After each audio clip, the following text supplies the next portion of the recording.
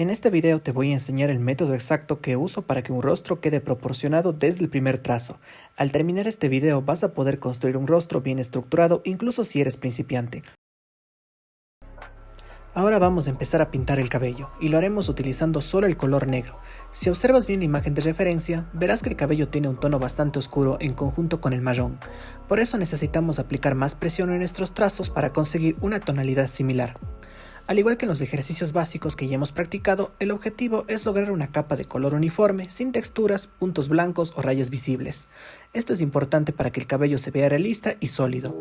Imagina que estás rellenando completamente la zona con una capa de color negro. Queremos establecer primero esa base profunda. Más adelante agregaremos el color marrón para crear matices, reflejos y volumen, pero por ahora concéntrate en aplicar esa tonalidad oscura. Por ahora solo vamos a sombrear el cabello con una capa muy suave de color negro. Este paso nos sirve únicamente para identificar las zonas de sombra y más adelante iremos aumentando la intensidad del tono de forma gradual. Así que por el momento concéntrate únicamente en marcar las zonas oscuras con muy poca presión, sin intentar definir detalles todavía. Si lo prefieres también puedes omitir este paso inicial y aumentar directamente la presión del lápiz hasta alcanzar la tonalidad que ves en la imagen de referencia. Ahora, si notas que se ven rayas o manchas, es probable que estés usando poca presión o que no estés cruzando los trazos lo suficiente. No te preocupes, es normal. Repite el trazado y corrige hasta que logres un tono parejo y sin imperfecciones. También puedes delimitar los contornos del cabello, guiándote por la imagen de referencia. Esto te ayudará a tener mayor control sobre las áreas que vas a trabajar y a mantener la forma del peinado con precisión. Una vez marcados los bordes, comienza a rellenar el interior con trazos uniformes y presión constante, tal como lo practicamos en los ejercicios básicos. Ahora pasamos al siguiente tono, que es el marrón oscuro. El objetivo de este tono es trabajar como un tono medio que nos ayude a unir y a combinar las zonas más claras con las más oscuras. Con el marrón oscuro comenzamos a suavizar bordes, integrar sombras y crear transiciones más naturales entre los distintos valores. Este tono funciona como un puente que conecta todo el sombreado y evita cortes bruscos en el cabello. También lo combinamos con el tono oscuro que aplicamos al inicio, superponiendo capas y controlando la presión del lápiz, para lograr un sombreado más uniforme y profundo. De esta forma el cabello empieza a ganar coherencia y preparación para el siguiente paso. Más adelante, cuando apliquemos el marrón claro, podremos crear una mayor sensación de volumen, luz y realismo, haciendo que el cabello se vea más natural y tridimensional. Este proceso es exactamente el mismo que trabajamos al inicio de la clase. La única diferencia es que ahora lo estamos aplicando en un área mucho más grande de cabello. La metodología no cambia, siempre trabajamos entendiendo y construyendo los valores tonales, es decir, tonos oscuros, tonos medios y tonos claros.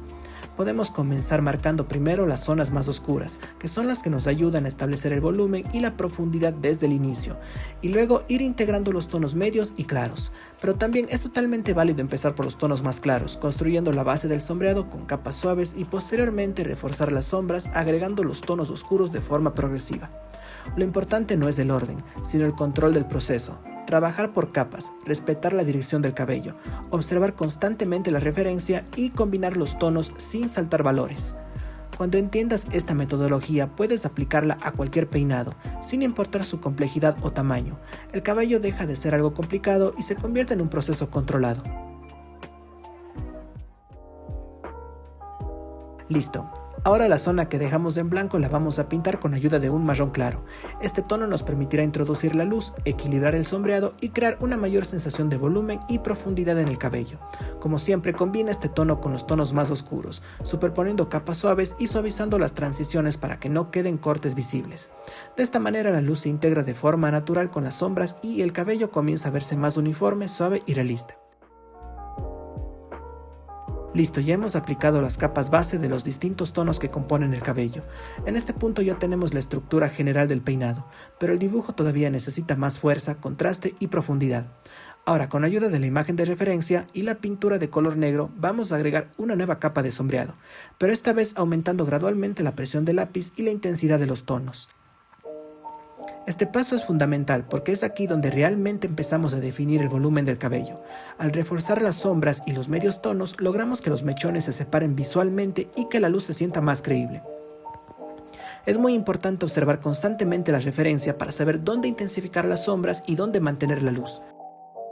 No se trata de oscurecer todo, sino de crear contraste de forma controlada, respetando siempre la dirección y el movimiento del cabello. Si omitimos este paso o no aumentamos la intensidad de los tonos, el cabello se verá plano, sin profundidad y sin realismo, incluso si los tonos están bien colocados.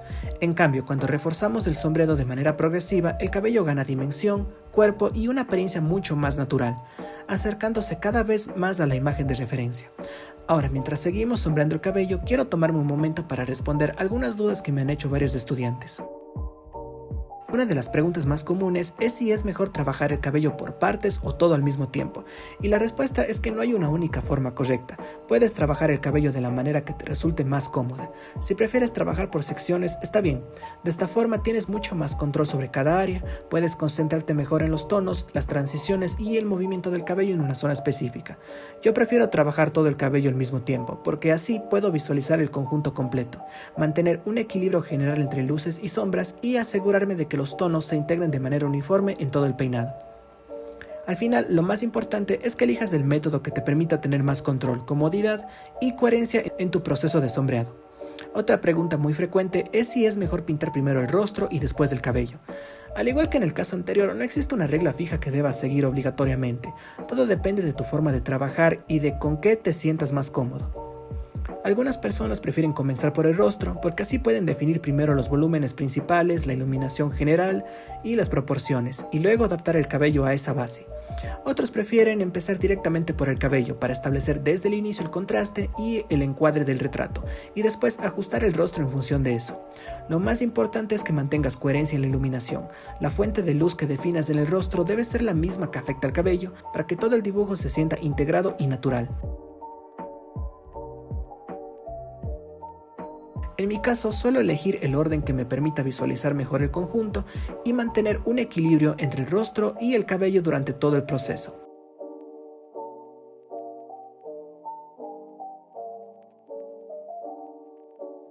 Ahora vamos a pintar la barba. Aquí tienes dos opciones. Puedes comenzar por los tonos más claros o empezar directamente por los tonos más oscuros. Ambas formas funcionan. Lo importante es que te sientas cómodo con el proceso. En este caso voy a comenzar por los tonos más oscuros, exactamente igual que hicimos con el cabello. Lo primero que vamos a hacer es aplicar una primera capa ligera de tonalidad oscura. Esta capa no es para definir cada vello todavía, sino para establecer las zonas más profundas, las áreas donde la barba se ve más densa y donde naturalmente llega menos luz. Piensa en esta etapa como una base que nos va a ayudar a construir todo lo demás. Al igual que en el cabello, es fundamental trabajar con capas progresivas. No intentes lograr el tono final desde el inicio. Aplica la pintura con poca presión, observa la referencia y ve reforzando poco a poco las zonas necesarias. Este método te permite tener más control y evitar que la barba se vea plana o demasiado pesada. Una vez que tenemos definida esta base oscura, comenzamos a introducir los tonos medios.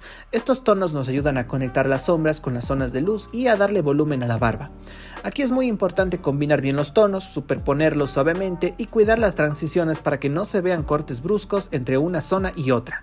Después incorporamos los tonos más claros que nos van a servir para sugerir la luz que incide sobre la barba y para separar visualmente algunas áreas. Estos tonos claros no se aplican de forma uniforme, se colocan estratégicamente en las zonas donde la barba recibe más luz o donde el volumen es más evidente.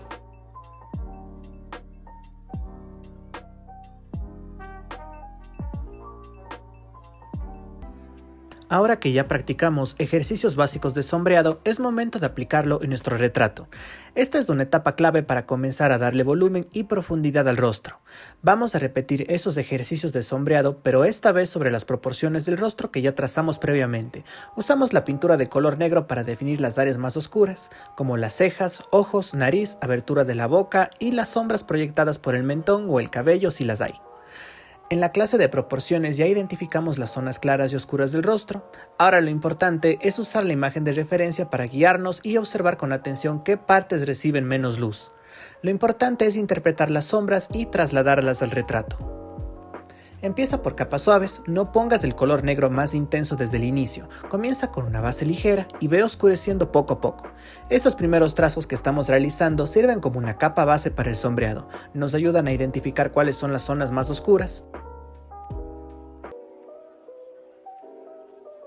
Listo, ahora pasamos a pintar la piel. Podemos comenzar por las áreas más pequeñas, en este caso las orejas, ya que nos permiten controlar mejor el color y la presión antes de avanzar a zonas más grandes. Para esta etapa utilizamos un lápiz de color rosado, salmón o tono piel, siempre guiándonos por la imagen. La referencia es clave porque nos indica dónde el color es más intenso y dónde la luz es más suave. En las zonas donde encontramos mayor intensidad de color, aumentamos ligeramente la presión para lograr un tono más marcado. En cambio, en las áreas donde la luz es más fuerte, disminuimos la presión aplicando capas suaves para no perder luminosidad.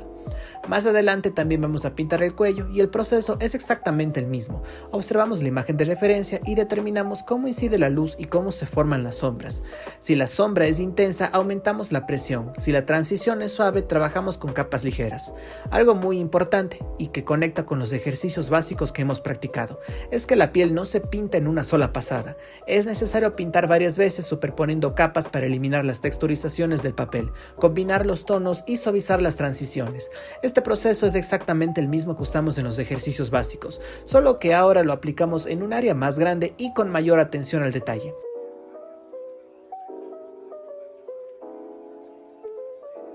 Trabajando de esta forma, con paciencia, control de presión y observación constante, logramos una piel más suave, uniforme y realista, que se integra correctamente con los rasgos del rostro y el resto del retrato.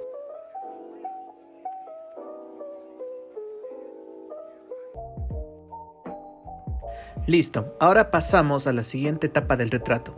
En este punto ya trabajamos la capa base del rostro, aplicando una mezcla de tonos rosados para establecer la tonalidad general. Esta primera capa es clave porque nos da una base sobre la cual vamos a construir todo lo demás. Si te fijas bien, en este momento el rostro todavía se ve plano, sin profundidad ni volumen, y esto es totalmente normal. Aún no hay luces ni sombras definidas, por eso la cara no transmite realismo. Para solucionar esto, lo que hacemos es tomar un tono marrón oscuro y apoyándonos siempre en la imagen de referencia, comenzamos a superponer esta nueva capa únicamente en las zonas donde naturalmente hay más sombra, como por ejemplo debajo de los pómulos, a los lados de la nariz, cuencas de los ojos, contornos del rostro, etc. Muy importante, no se trata de pintar de un lado al otro sin control. Aquí el secreto está en observar, aplicar poco a poco y difuminar suavemente. Los tonos deben combinarse entre sí e integrarse con la capa base para que las transiciones sean suaves y naturales. El realismo no se logra con líneas duras ni manchas bruscas, sino con capas bien trabajadas, paciencia y control del color. Cada sombra que agregues debe ayudar a que el rostro empiece a tener volumen, profundidad y forma, sin perder la armonía de la piel. Ahora superponemos un tono marrón oscuro y no negro. ¿Por qué? Porque el tono negro apaga el color, ensucia la piel y hace que el retrato se vea duro, artificial y sin vida. El marrón oscuro, en cambio, es un color rico en matices, tiene calidez y se mezcla mucho mejor con los tonos piel, permitiendo que las sombras se vean naturales y profundas sin perder armonía. Además, el negro crea manchas difíciles de corregir, endurece las transiciones y hace que el rostro pierda volumen y se vea plano. Mientras que el marrón oscuro respeta la temperatura de la piel, se difumina mejor, permite transiciones suaves y construye volumen de forma gradual. Listo, continuando con el sombreado del rostro, después de pintar y suavizar los tonos combinados, es normal que en algunas zonas se pierda un poco de tonalidad y contraste.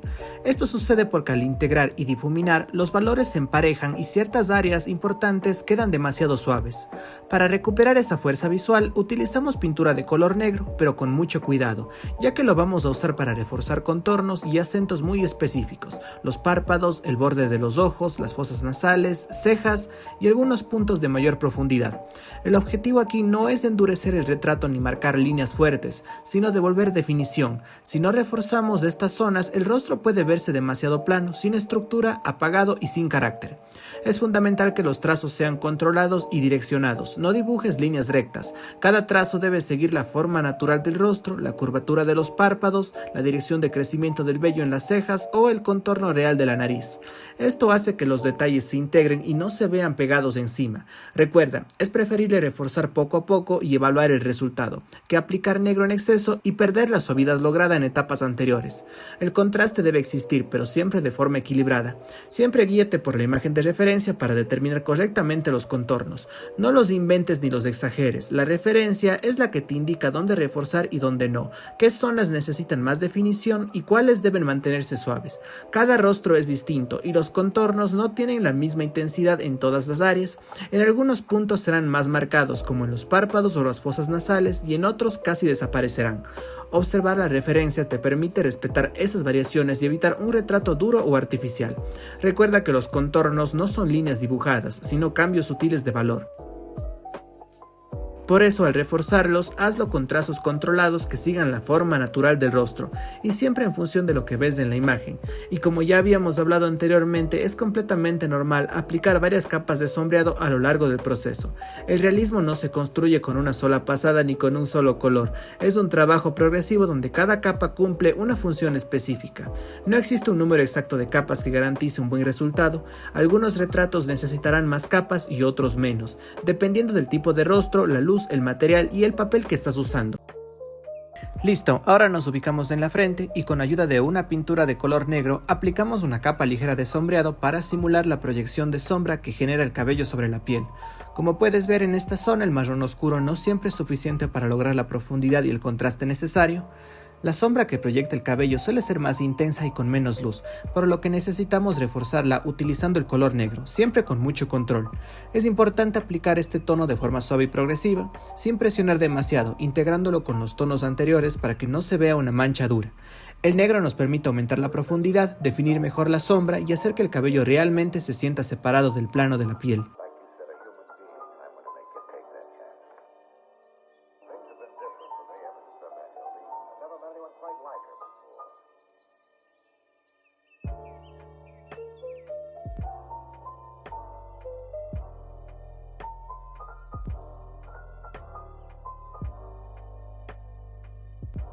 Tomamos nuevamente el color negro y agregamos una nueva capa de sombreado en la cuenca del ojo. Como puedes ver, al igual que ocurre con la sombra proyectada por el cabello, esta zona necesita oscurecerse un poco más para lograr mayor profundidad y sensación de hundimiento. En este caso el marrón oscuro no es suficiente, ya que la cuenca del ojo es una de las áreas donde la luz entra con menos intensidad y las sombras suelen ser más profundas y marcadas. Por eso utilizamos el color negro, siempre aplicando de manera controlada para reforzar el volumen sin perder suavidad. Recuerda guiarte siempre por la imagen de referencia para determinar qué tan oscura debe ser la sombra, dónde concentrarla y hasta dónde difuminarla. La referencia es la que nos indica el límite del sombreado y nos ayuda a no exagerar, manteniendo un resultado natural y realista.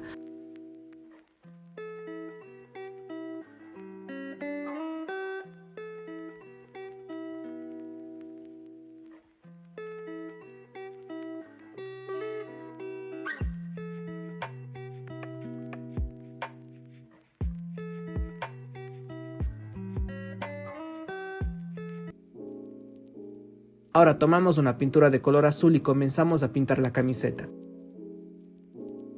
Con ayuda de la imagen de referencia observamos con atención qué áreas necesitan más o menos presión, ya que no toda la prenda tiene la misma intensidad de color ni recibe la luz de la misma manera.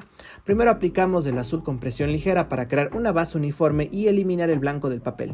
Luego poco a poco vamos variando la presión para marcar los tonos medios y reforzar las sombras en los pliegues, costuras y zonas donde la tela se dobla o queda más profunda.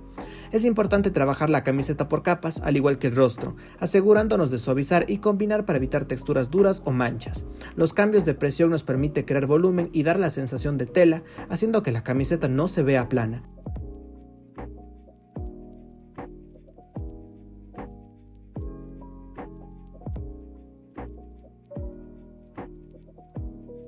También utilizamos la pintura de color negro para oscurecer el azul y crear una mayor sensación de profundidad en la camiseta. Este paso es clave para marcar las sombras más intensas, especialmente en los pliegues profundos, zonas de superposición de la tela y áreas donde la luz casi no llega. Al mezclar el negro con el azul, logramos un tono más profundo y natural, evitando que las sombras se vean planas o artificiales.